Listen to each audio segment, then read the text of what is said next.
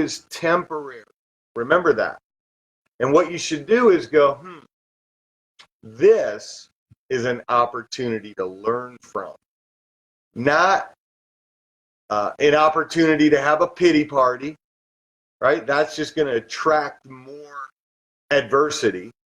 But how can you learn from it? Ask yourself, a question like, how did I get here? Like, how did this happen? And what caused it to happen, really? Did I have a lot to do with it? Was it out of my control? Am I freaking out over something that I can't even control? Or did I maybe make a decision that I shouldn't have made? Well, guess what? It already happened. It already caused the adversity that you're going through. So you got to let go of that and figure out, what can I learn from it? How can I grow from it? How can I move forward from it and be better from what happened? You got to, first of all, let go of self-pity, let go of anger.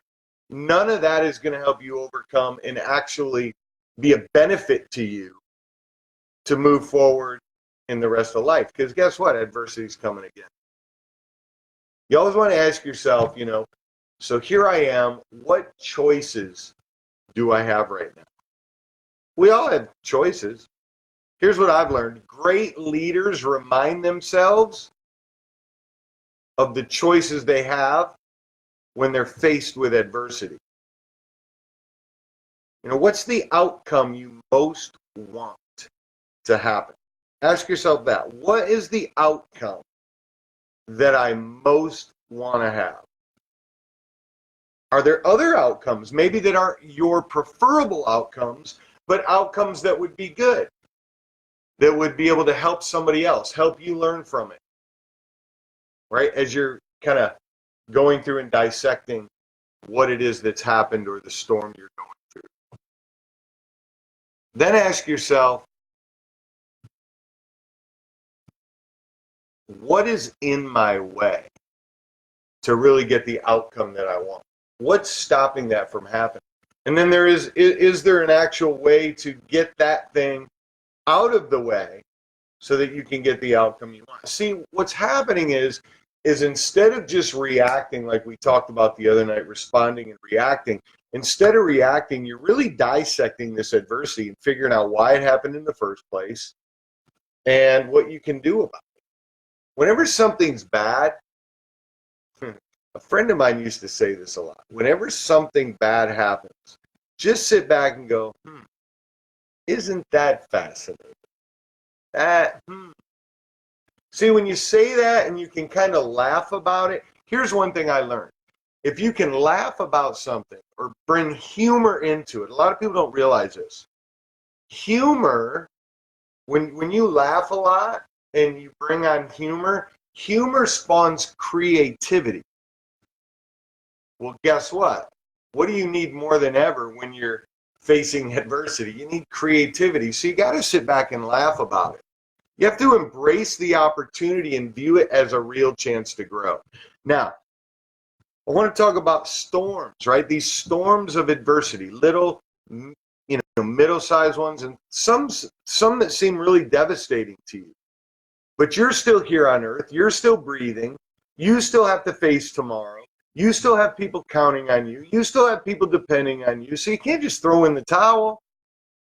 You can't do that. So you have to figure it out. So here's what I'm going to tell you. You may be going through a storm right this very moment. And if you are, use some of the things we've talked about in these lives. Use some of this stuff tonight we're talking about with adversity, right? I just was reading Aaron's comment. Roller coasters are fascinating. They're unbelievable, right? But guess what? You always get the peak of unbelievable, great, happy emotion on a roller coaster. I'm going to squirrel here for a moment. When you're on a roller coaster of life, we all go on a roller coaster. What you try to have to do, what you really got to train yourself to do, is not too high and not be too low. What do I mean by that? Don't be too high when things are super great. Always be aware something could happen.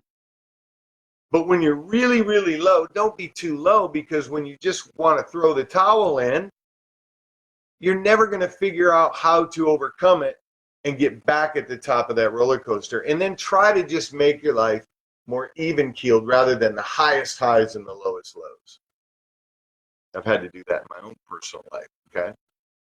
And when you respond positively to something, constructively to something, to your biggest challenges, your biggest adversities, what happens is it pulls out the qualities of strength. It strengthens your character, right? It really helps you to build perseverance. I don't care if it's business, relationships, it doesn't matter. It's life. Life is always going to be thrown at you.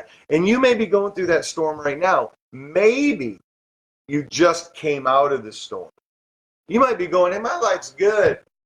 You haven't had a storm. You haven't seen a storm. Everything's wonderful. Understand there's probably one right around the corner. And why is that? Because it just happens to everybody. It's called life. Just happens.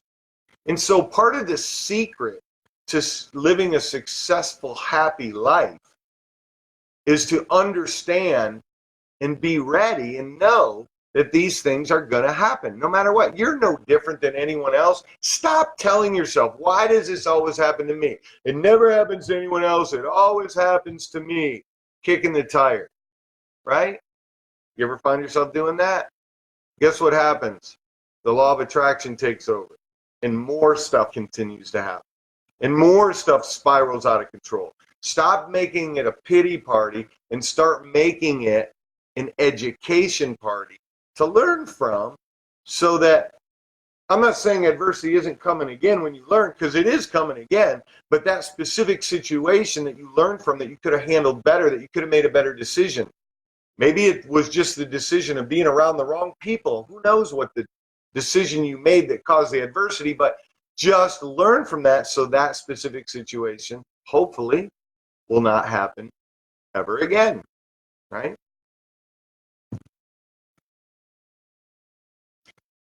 When you have that pity party, when you have that why me attitude, you literally block the energy from getting the wisdom of how to overcome that. It's like a block. It's like it can't tell you what it is because you're in this state of mind that won't allow you to absorb what you need to hear in order to figure out what to do next in a positive light and make it better. If you're getting any value at all, please give me some hearts, put some fire emojis down there, share this with somebody, because I'll tell you, I've had some adversity in my life.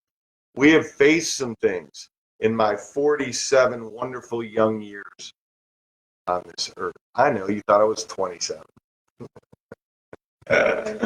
We can say that, can't we? That's right. Sometimes, Aaron said, sometimes literally adversity can be like a tsunami. But a lot of times, remember this, when something happens, if you stay in that negative state, it will be like a tsunami. Because it'll just be like a magnet, and more things will keep attracting to it over and over and over again. So the more you're aware, the more you're conscious of what's happening, the more you can fix it. So let's kind of close this out here. Let's talk about a couple of tips. I got 4 tips for you to kind of overcome adversity if it comes your way. Number 1, this is the most important one. Accept the fact that adversity is inevitable. It's going to happen no matter what, right? No matter what. Again, you either went through a storm, or you're in a storm, or you're about to go through one. It's going to happen. It's all in how you respond to it, how you overcome it, and what you learn from it. And here's the coolest thing, okay? This is the best part. When you come out on the other side of that storm and you figured out what was causing it and you learn from it and you grow, you are going to inspire a ton of people. And heck, that's what we're here for, is to empower, to inspire other people. That's the whole purpose of this series, of to become a better you, so that we can live better, so that we can help each other better. And hopefully, one person at a time, this world will become a little bit better place to live. Second thing, this was a big one for me to work on a few years ago. I still work on this one, man. You got to work on your emotional strength. Emotional strength. It's a tough one because it's really easy to get mad, get angry, punch the wall. Thank God I stopped doing that a good couple decades ago, a decade ago. My poor mom. Thank God the doors in my house when I grew up were hollow. Any of my high school friends watch this that used to spend the night at our house. You'll know you can remember I had little dents in some of the doors, walls. Oh, man. But I had not literally been taught, or nobody had brought me to the point of learning about building up an emotional strength so you can handle it, because you're going to go through it. Some are going to be worse than others. And the more you build that emotional strength, the more you realize the pain is temporary and you're going to learn from it and you'll be able to inspire people from it, and that life isn't all peaches and cream, and that actually in order to get to the next better opportunity for your life to be better, whatever, you have to go through it. You have to grow. In order to get all the way where you want to go, you have to go through things in order to grow. That's what makes you a better person. That's what makes you be able to help others in need, right? You have to go through it. You have to experience it.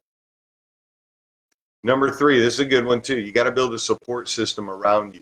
Make sure you have people around you that will encourage you and inspire and help you and empower you and lift you up and tell you it's going to be all right. I've been through it.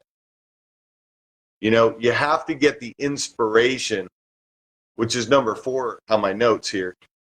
Inspiration from other people that have went through it. This is why one of the things that I find so dang valuable of being a part of network marketing, the career choice we've made over the last 10 years, which a lot of people miss. They don't understand the value here. It's not always about just making money.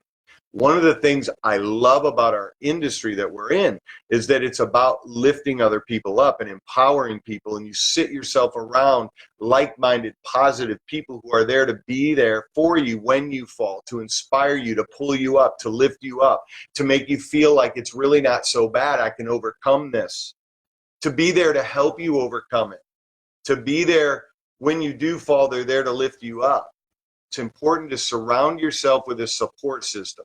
For some of you, it might be family. For some of you, family might be the last person that's going to be that one to pull you up, unfortunately. It's just the way it is. Find people somehow, through a community, through an outreach, through networks of people that are working towards and living towards a positive life. Surround yourself with those type of people and connect yourself with 2 or 3 people that you get close to that are I guess you would call your external support system. You got to build that internal emotional system, but put yourself around people